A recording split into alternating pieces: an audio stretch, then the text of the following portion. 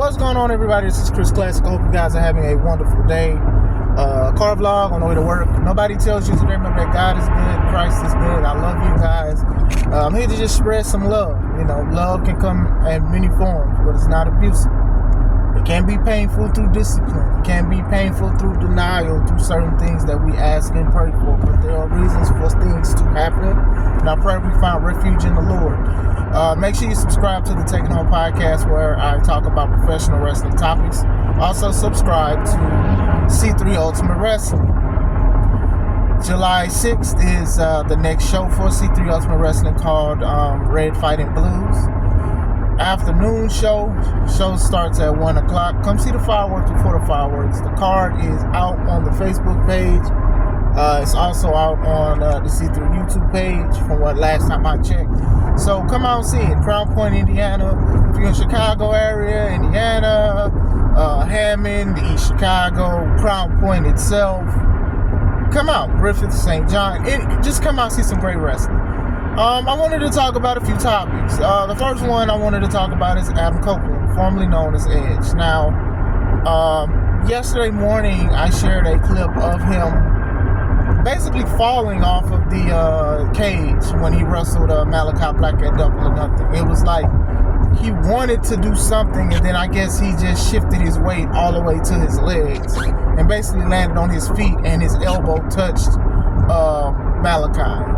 So I was like, man, he probably messed himself up. And yesterday he dropped the video saying he broke his leg, fractured it. And it's just like, it's unfortunate to see. You don't wish that kind of stuff on people. You know what I'm saying? But as wrestlers, we do have to be more smart. And this is coming from somebody who hurt their leg jumping off the top rope doing something I've never done before. So I've been there before, but still, with Edge being more of a veteran and having more experience, and also doing things that he does not need to do anymore that he continues to do, it's just like, come on Adam.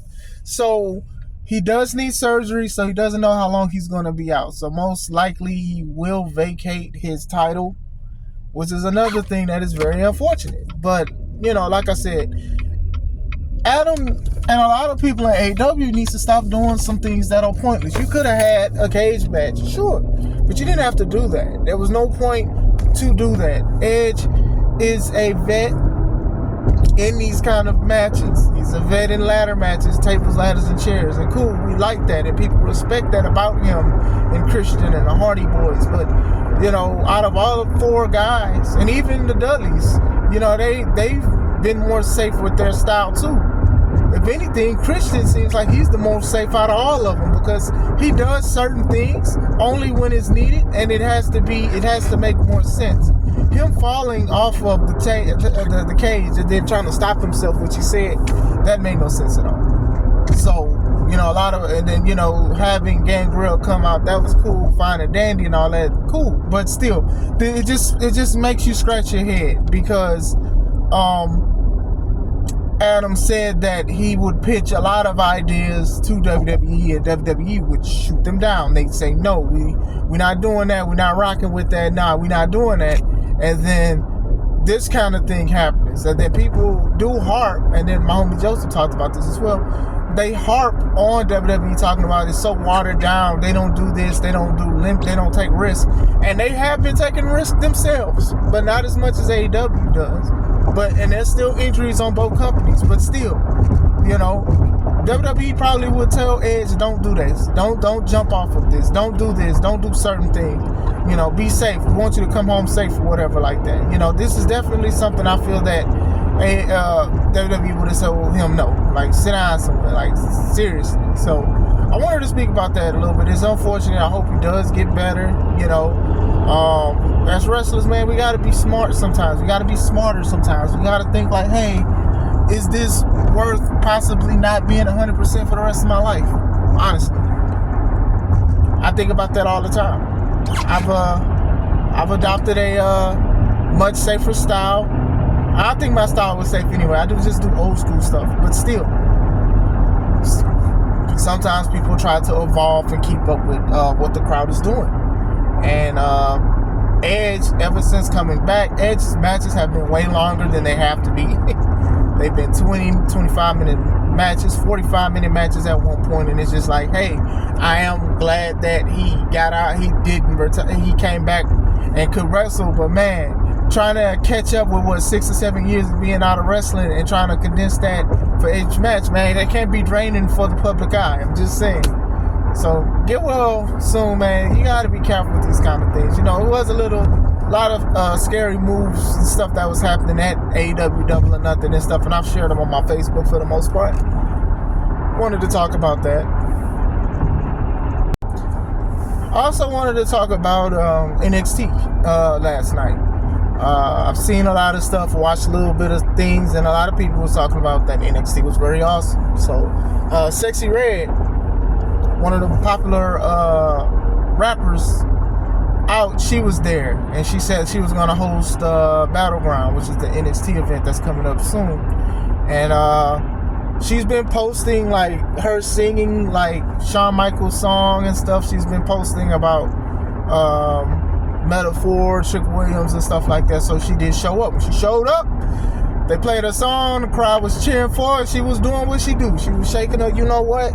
And Booker was enjoying it. And Booker T, I'm sure you got a stern call from Charmel, your wife, because you was enjoying yourself a little bit too much. I don't know, man. They said the NXT is for black people now, so I don't know if they was passing that man some hen, some crown, or both. I don't know, but that man was losing his mind, going crazy. But still, she was there. She twerked. You know, y'all know how I feel about certain things or whatever, but she was herself. So they introduced the North American title for the women. I forgot her name. She tried to take the belt, and then Mia Yim Mishin, I think that's what she calls herself now, she stopped her and stuff. So like Sexy Red, she came out with Trick, and I forgot the new guy's name, forgive me. And one of the guys from Gallus tried to use the belt, and then she took it from him and stuff, and she was dancing, she was being herself, she was posing, she had a time of her life. So people was enjoying that. People also was shocked to see Jordynne Grace, the TNA Knockouts champion. She's going to challenge the NXT Women's Champion Roxanne Perez at Battleground for her title. That was some holy-s moments, and that was very dope to see. We seen Jordynne Grace. She was at the Royal Rumble this year. You know, she was there for a little bit, and then she got eliminated by Bianca Belair.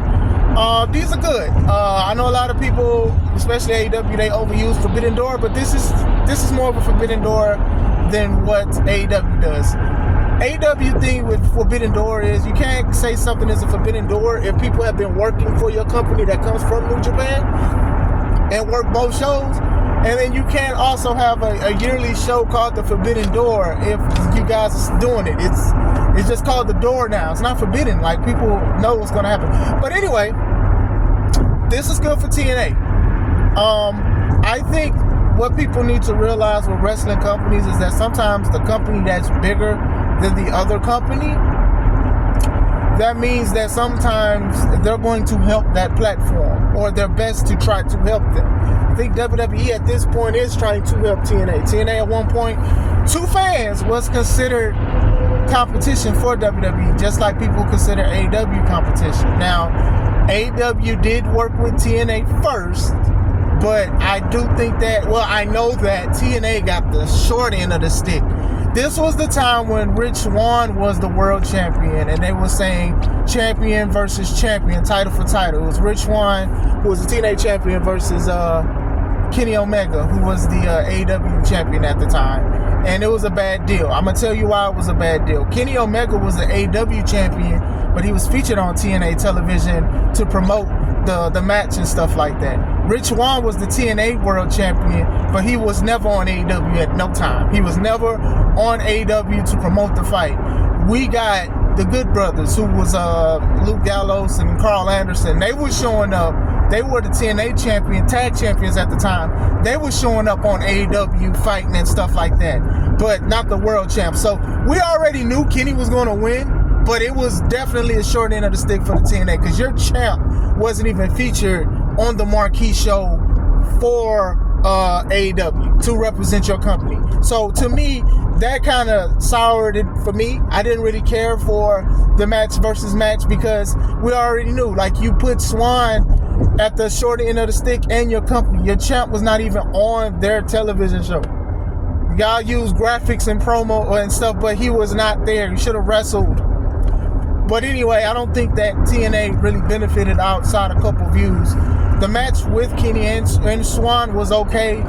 It was okay. That was it. I don't think it's something that's just a historic. It's a historic for Kenny's reign because Kenny was turned into the belt collector. And he had like 5 or 6 belts. Company stopped doing that. But still, I think this is different because people will look at Jordynne Grace and say, "Hey, she looks crazy good. She looks strong. Let me look her up about it." I think it's a little bit. WWE is the bigger platform than AEW and stuff like that. People be like, "Oh, well, TNA is around." I hate saying it like this, but this is true.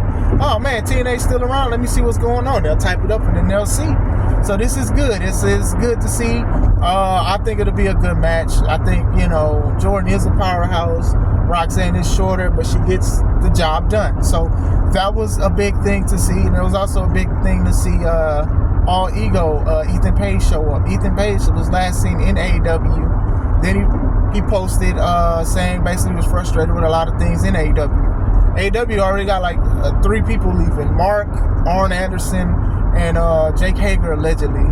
That's for another video. But he attacked Trick Williams and he said he attacked the other guy from Metaphor. So that's a big thing. The crowd knew who he was.